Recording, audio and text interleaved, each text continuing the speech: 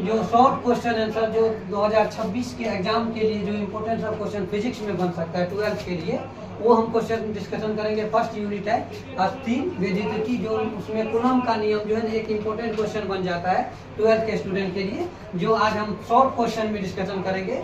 Coulomb का नियम क्या होता है, ऐसा क्वेश्चन आपसे बन सकता है, या कूलम के नियम को लिखे और उसका व्याख्या करें, ऐसा क्वेश्चन बन सकता है। तो हम इसको जो है ना शॉर्ट व्यू में देखेंगे, जो है आपको कूलम का नियम क्या कहता है। कूलम जो है ना दो आवेशों के बीच जो है भी घटनाएं होती है, उसका जो है वर्णन किया है, जो हम उसके नियम के द्वारा पढ़ेंगे।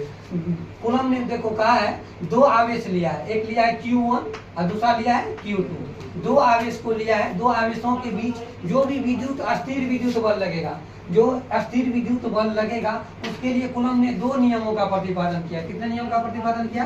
दो नियमों का प्रतिपादन किया है, जो आपको निम्न दिया हुआ है। तो हम पहला नियम करके लिखेंगे, इसी तरीका से लिखना है आपको, हूबहू लिखना है। जो जैसे हम पहला नियम लिखेंगे अंडरलाइन डैश करके, और होगा तो आप लोग याद रखिएगा, इनको जो इन्वर्टेड कॉमा में आपको फिल कर देना है, बंद कर देना है। जो भी नियम आप कहीं भी लिखिएगा, एग्जाम में लिखिएगा तो उसको इन्वर्टेड कॉमा में लिखिएगा। नियम हो गया या परिभाषा हो गया, तो शायद आपका क्वेश्चन को वो बढ़िया से चेक करेगा।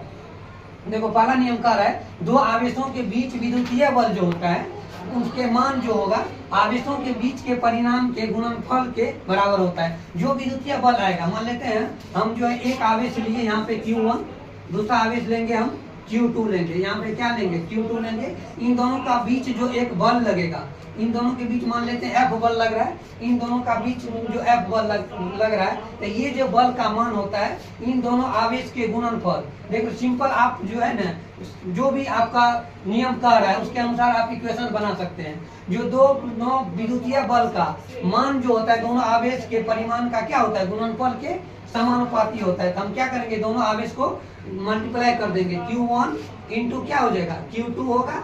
ये जो है दोनों जो भी बल लग रहा है उनका क्या होता है, समानुपाती है। बल क्या माने, F माने, तो F समानुपाती Q1 इंटू Q2 हो जाएगा। ये हमको समीकरण एक निकलेगा फर्स्ट नियम से। हम पहला नियम से समीकरण इसको क्या मानेंगे, एक मानेंगे। उसके बाद देखो दूसरा नियम कहेगा दोनों आवेशों के बीच, जो भी दोनों आवेश हमको लग रहा है, इन दोनों के बीच कुछ ना कुछ दूरी होगा, जिसको हम लोग क्या मानेंगे, R मानेंगे। क्या मानेंगे, R मानेंगे। अब दूसरा नियम हमको ये दूरी लेकर निकलेगा, तो लिखेंगे दोनों आवेशों के बीच का जो विद्युतीय बल का मान होता है, उन दोनों आवेशों का बीच की जो दूरी होती है, दूरी के वर्ग के व्युत्क्रमानुपाती होता है। अब देखो इससे जो इक्वेशन बनेगा हमारा वो देख लेते हैं। मान लेते हैं कि एक जो है आपको ये आवेश जो है यहाँ पे Q2 है और यहाँ पे Q1 आवेश दिया हुआ है, दोनों का बीच का दूरी क्या लिए है, R लिए है। अब जो